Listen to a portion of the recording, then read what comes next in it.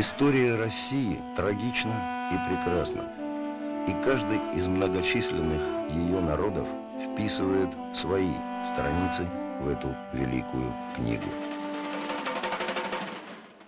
Летом 1914 года в Генеральном штабе российской армии долго думали, как их назвать.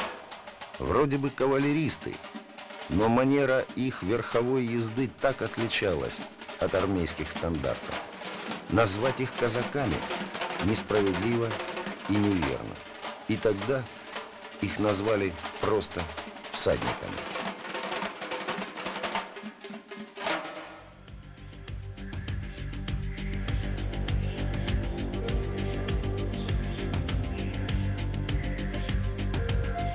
И так в русской армии появилась Кавказская туземная добровольческая боевая единица. С легкой руки до шутливого слова тогдашнего российского главнокомандующего, великого князя Николая Николаевича Романова, вошла она в российскую историю как дикая дивизия.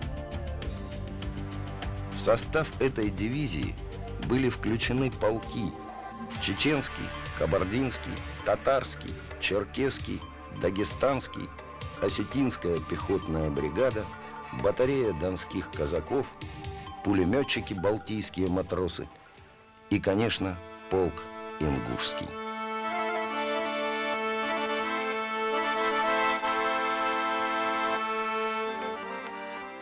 Они носили черкесские папахи, свои привычные шашки и кинжалы, и воевать отправлялись на своих конях.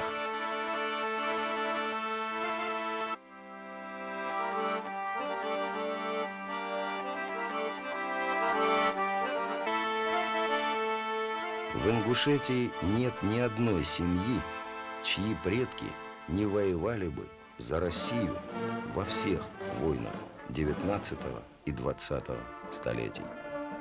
В Крыму бок о бок с матросами Павла Степановича Нахимова, на Балканах с солдатами Михаила Дмитриевича Скобелева, на сопках Манчжурии стремя в стремя с казаками генерала Самсонова. Ингуш Бейсер Бунху в 1877 году, защищая Шипку, воевали там ингуши. Там сегодня стоит памятник этим ингушам. Там есть их фамилии, имена. Они были награждены царскими наградами, саблями.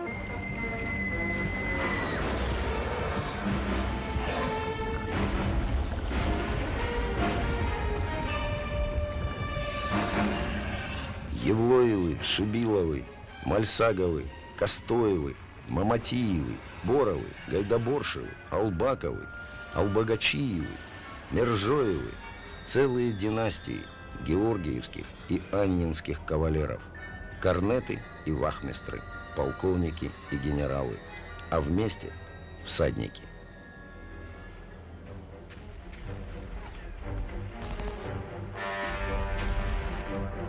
И особую гордость горцев дикой дивизии вызывало то, что командовал ими брат Николая II, великий князь Михаил Романов.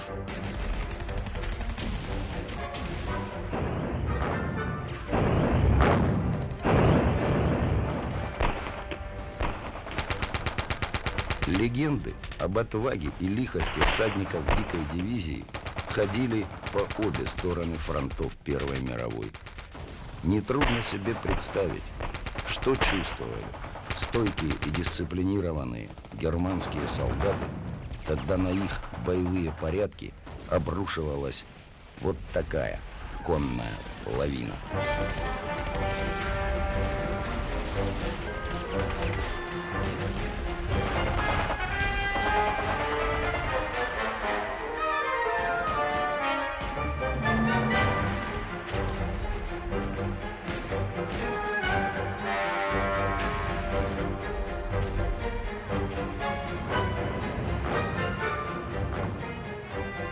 Интересно отметить высказывание известного генерала Врангеля, который, покоренный беззаветной храбростью воинов-горцев, называл их орлами, а атаки их даже называл своеобразными. Потребил слово дерзкий, бешеный, нацеленный на результат, на победу. Однажды, в разгар боев в Галиции, ингушский полк в лобовой атаке на голову разгромил так называемую железную дивизию, самую боеспособную и грозную в кайзеровском войске.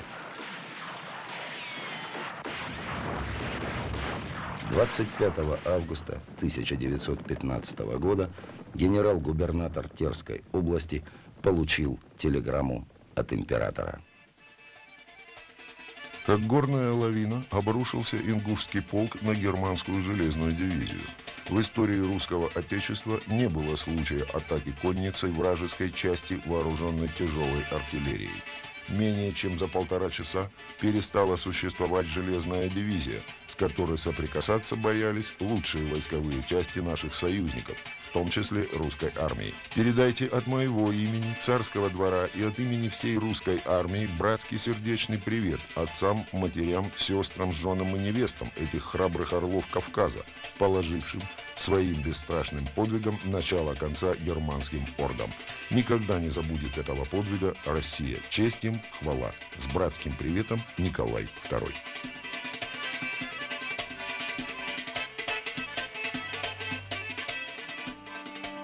Арчаковы, Бекмурзиевы, Гулиевы, Базоркины, Боровы, Картоевы. Джигиты дикой дивизии не сдавались в плен и никогда не оставляли на поле боя ни раненых, ни убитых товарищей.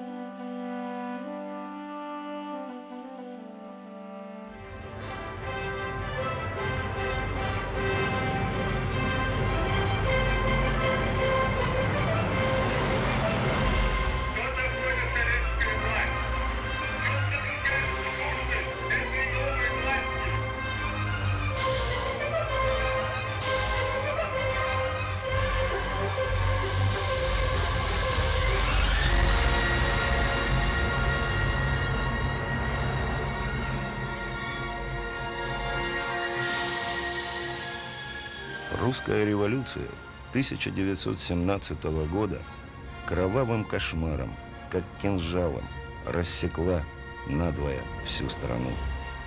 И, возвращаясь на Кавказ, не думали всадники дикой дивизии, что разведет их российская история по разные стороны баррикад, поделит на белых и красных, и вновь придется воевать уже в России и умирать за Россию.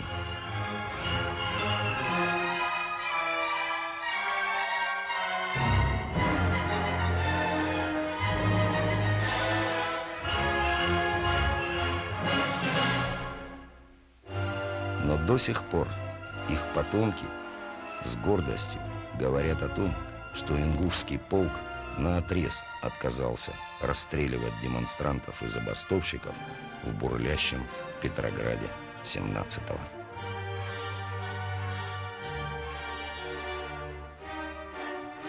Деникинцы, пройдя по всему Северному Кавказу, с боями через Кабардино-Балкарию, через Осетию, подошли к границам Ингушетии.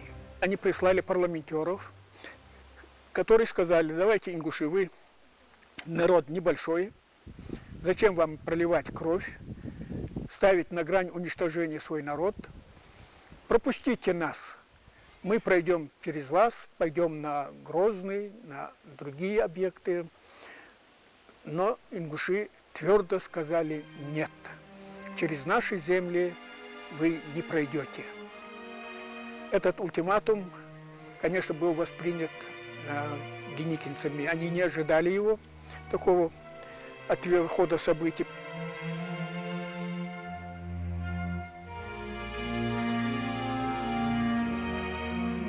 Кто мог знать тогда, как обойдется советская власть с ингушами поверившими в ее светлые идеалы.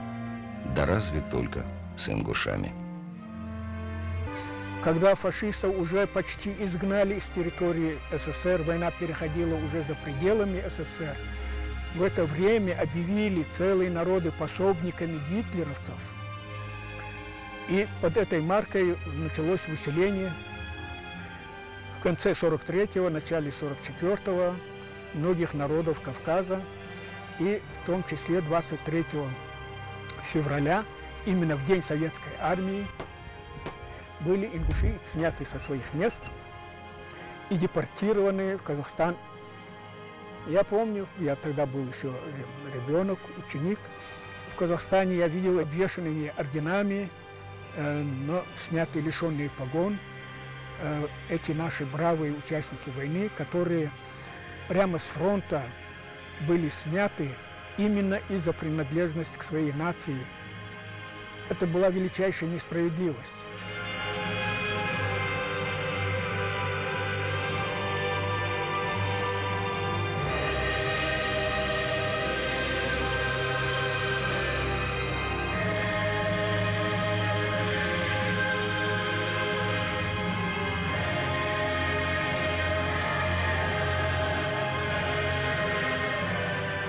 Время неумолимо. Уходят цари-сатрапы, их режимы, неузнаваемо меняется общество. Политики извлекают свои уроки из истории. Есть только один путь. Это путь совместной работы, путь консолидации, возвращения к нашим добрым многовековым традициям. И сегодня мы на юге России это чувствуем, во всяком случае по Ингушетии. Мы все знаем, что русские офицеры, горцы считали за честь служить вместе в одной дивизии, в одном корпусе. Мы знаем, что воины-горцы высоко держали свою честь, они всегда уходили с поля боя последними. Это жизнь. Это жизнь. Многие сейчас, конечно, понимают, что это то, к чему надо возвращаться. К историческим нашим традициям, обычаям, лучшим, к самобытным.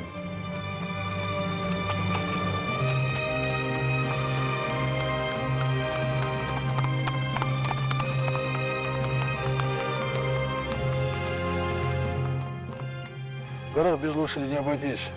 Это и помощник, это и трудяга, это и работяга, и солдат. Как причудливо порой переплетаются традиции, доставшиеся нам в наследство от наших славных предков. Всадники дикой дивизии, правоверные мусульмане, с гордостью носили боевые награды, кресты с изображением христианского святого Георгия Победоносца. А 90 лет спустя потомок целой плеяды георгиевских кавалеров, бойцов дикой дивизии, с не меньшей гордостью принимают высшую награду Русской Православной Церкви. Святейший Патриарх Московский и всея Руси Алексий награждает вас высшим орденом для светских лиц преподобного Сергия Радонежска второй степени. Поздравляю вас! Жили веками вместе мы с нашими братьями, которые исповедуют ислам, живем и будем жить.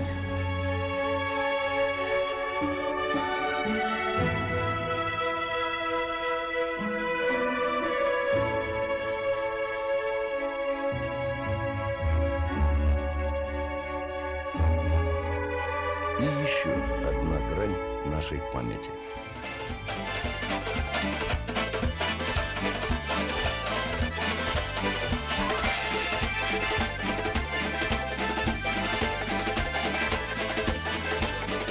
Ингушей знают и чтут память о дедах и об отцах. Этому можно только позавидовать, этим можно погордиться. Русский народ остался верным решению своих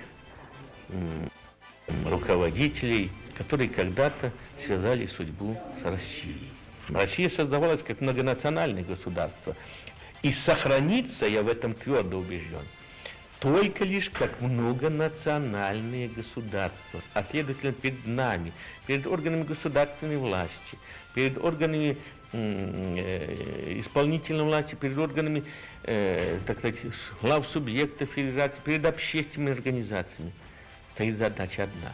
Если мы за Россию, давайте воспитаем нашу молодежь достойными ратных подвигов и доблести всадников ингушского полка. Потому что до революции это было настолько тесно переплетено. Еще раз спасибо президенту Ингушетии за поддержку и понимание.